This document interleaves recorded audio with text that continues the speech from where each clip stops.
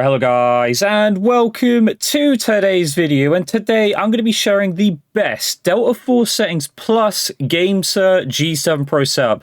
So yes, I use the GameSir G7 Pro. I want to share those settings that I am using paired with my Delta Force settings. But if you guys don't want to use the G7 Pro or don't want to know anything about the G7 Pro, feel free to skip. There will be timestamps down below to go to those all important Delta Force game settings. I have done a video before already about the G7 Pro as well, so if you don't want to watch this now and want to see a more in-depth look at the G7 Pro and why I use these settings, I do have a video on my channel already discussing everything in full detail.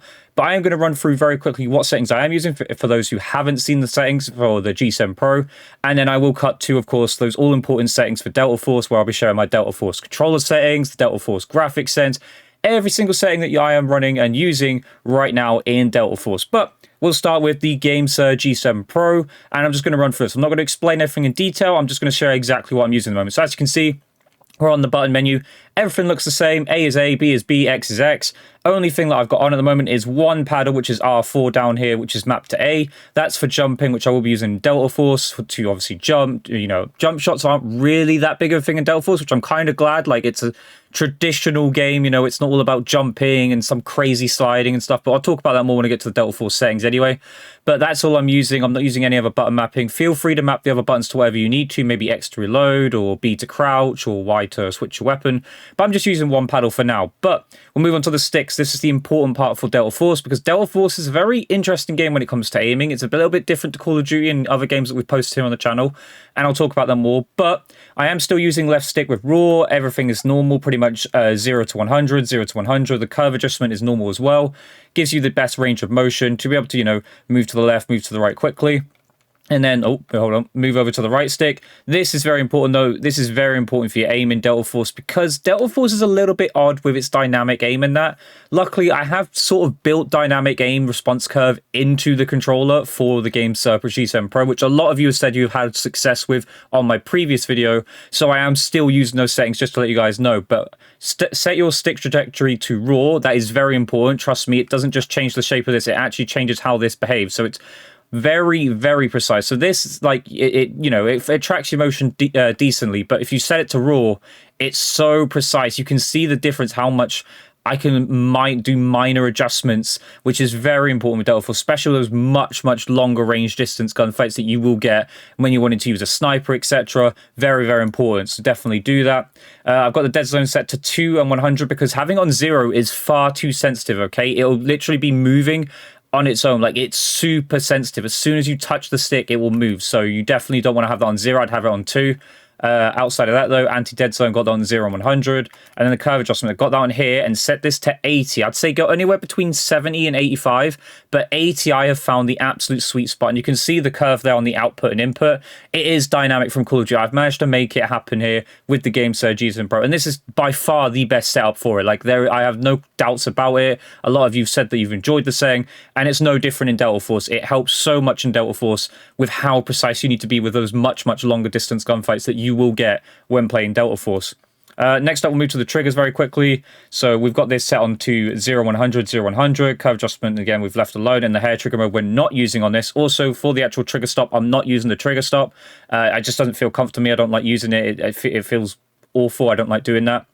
But on the right trigger, I have also 0, 100, 0, 100, no curve adjustments, but I do have the fixed mode for the hair trigger with the actual trigger stop on, and as soon as I press the trigger, it's going to happen. So any semi-auto, which you can, like, massively spam a lot of the semi-auto weapons in Delta Force, I'll talk about that more as we get to the Delta Force settings, but you can spam the RT trigger for a lot of the semi-autos and shoot them ridiculously fast. I don't know if any of them are actually capped in Delta Force or not, but it doesn't seem to be. It seems like you could spam fire a lot of semi-auto weapons in that game.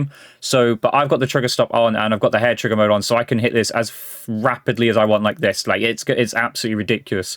And then next up, vibration. I've said it before and say it again. Always have these to minimum or 0. You don't need the controller vibrating in your hand. Plus, it keeps the lifespan of your controller like for longer. It does damage your controller over time. So definitely have these off. You don't need it, and it doesn't help your aim when you have the vibration on. But that is it. That is the GameSir G7 Pro settings. There's just a brief run of what I am using, or I'm still continuing to use. If you want a full in-depth look into these settings and why I use them, or maybe, you know, sort of giving you a range of maybe what to do with your settings and stuff, I do have a full video completely about the G7 Pro settings that I do use for every game I play. And again, I am still using these same exact settings for Delta Force. But moving on, we are now going to cut to those all-important Delta Force settings. We're going to cover graphics and controller settings, you name it. So let's get into it. Let's cut to those all-important Delta Force settings. Right, and welcome guys to the important part of today's video, and those of you who also may have skipped past the G7 Pro settings for this is the Delta Force settings part of today's video, the all-important part. A lot of you have asked me for this and said, what are your settings, what are you currently running in Delta Force? I've had some game time, I've had a chance to play, and I've settled on some settings for now. I will say I am probably going to still fine-tune these in the future, but for now, I've had success with these.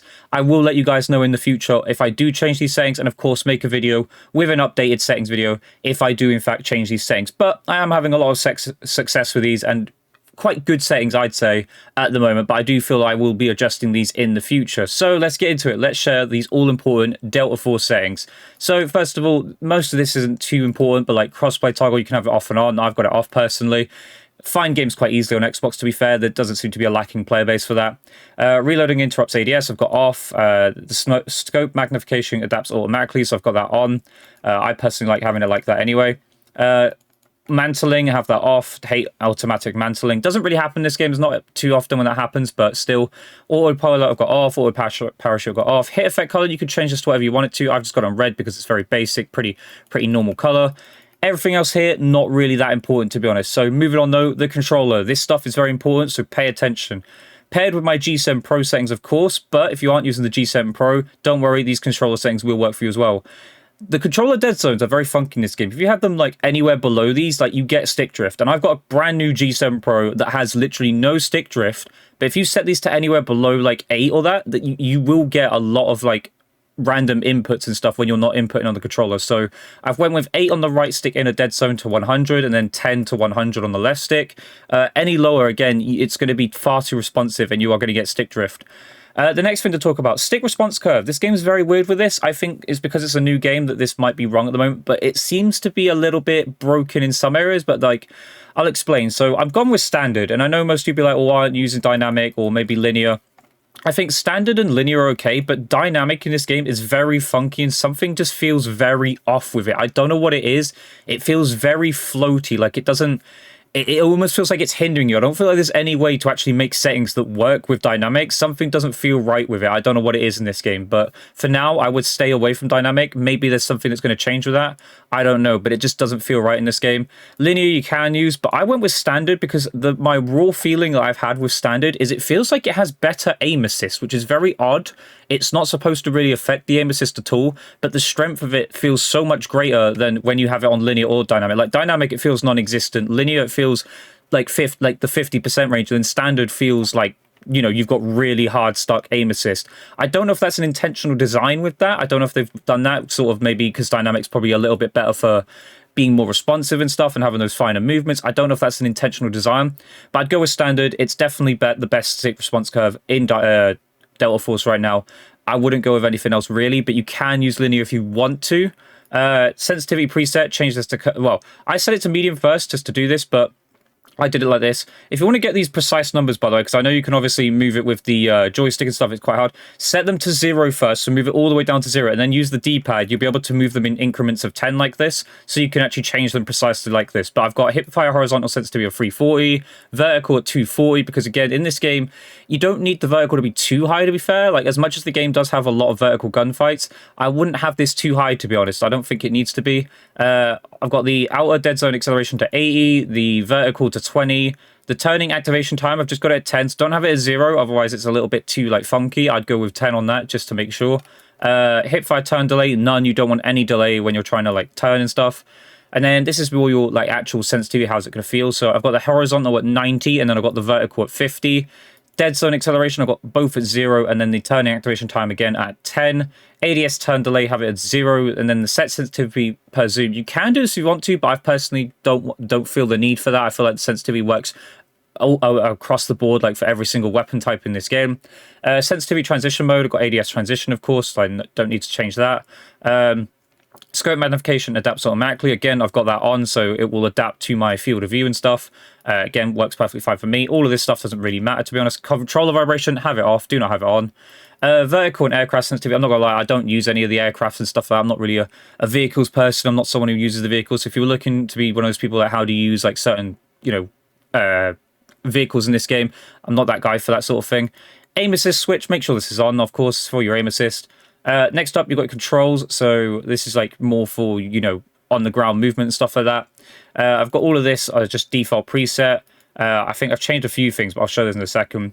Auto run tac sprint, have this off. The reason you want this off in this game is because strafing isn't like a typical Call of Duty strafe. If you have this on, you are not going to be able to strafe and do those minor adjustments on strafing like you would be able to do in Call of Duty, where you can move left to right and stuff. You'll be basically tac sprinting and stuff. You don't need that. You want to be able to strafe properly in gunfights. So definitely have this on off. Do not have this on. Everything else here doesn't really matter. You got press to slide, hold to dive, etc. Aim control, hold, switch optic, etc. I haven't really changed any of this stuff at all.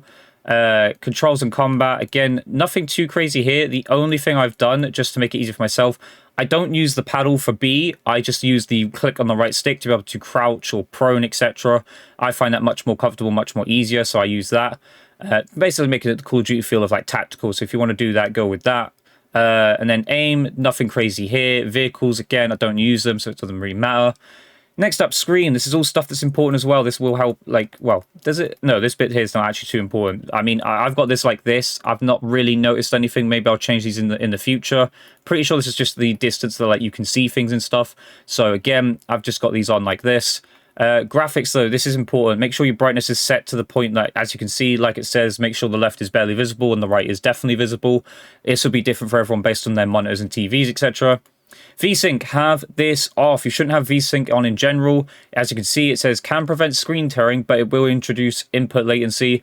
Unless you're noticing absolutely ridiculous screen tearing, which I am not. I have had no issue too. I'm also playing on an Xbox Series X. I've had no problems whatsoever. Have it off. You don't need the additional input delay. It does not make the game like feel better and stuff. And you don't want to be having a more input delay than you actually need. This, though, important performance mode. Change it from graphics to frame rate. I'm getting 120 FPS in this game. I'm not sure if you're supposed to. I'm sure there was something about this game being locked at 60 initially, but I have been getting 120 frames in game, so I don't know if that's something that's changed for launch, but I did read up on that this was supposed to be locked at 60, but I have been getting 120 FPS in game, so if you can do 120 FPS on an Xbox or PlayStation 5, you will get 120 FPS, so I've got that on. Default field of view, this is important. This will affect how it feels in game, so I've got it exactly on 103, kind of the same I have in Call of Duty. It feels the same. I've went with 103. I feel like that's a good baseline, because I feel like if you go too high, you're going to have frame rate issues. If you go too low, obviously it's going to feel like really clunky and slow and stuff, and you're not going to be able to see things like you want to see. Finally, we'll move on to the audio. Nothing too crazy here. This isn't a game where it's all about footsteps, audio and stuff. There's so much going on that, like, footsteps are irrelevant, to be honest, but I've left it like this. I've done nothing really crazy. I've turned the music off mainly for this video because of copyright and stuff, but I normally have it on because it's quite decent music in this game. But that is it. That is everything. That is all the settings there are for Delta Force that I'm really using at the moment. Good game so far. I'll probably do a review in the future talking about kind of my thoughts so far. I know some of you have been asking, like, what are my thoughts on Delta Force so far? But for now, I just wanted to share my settings, tell you guys what I'm using. I'm having a blast in the game, though. I do enjoy it. Again, I will say these settings will probably change as well in the future. And again, I will make a video discussing those settings. Any questions about today's video, whether it be the G7 Pro settings or my Delta Force settings that you want to know more or need some help with, let me know down below. I will try my best to help you out as best as I possibly can. But I hope you guys enjoyed today's video. If you did, leave a comment, leave a like, subscribe, notifications on. I'll catch you guys in the next video. Goodbye.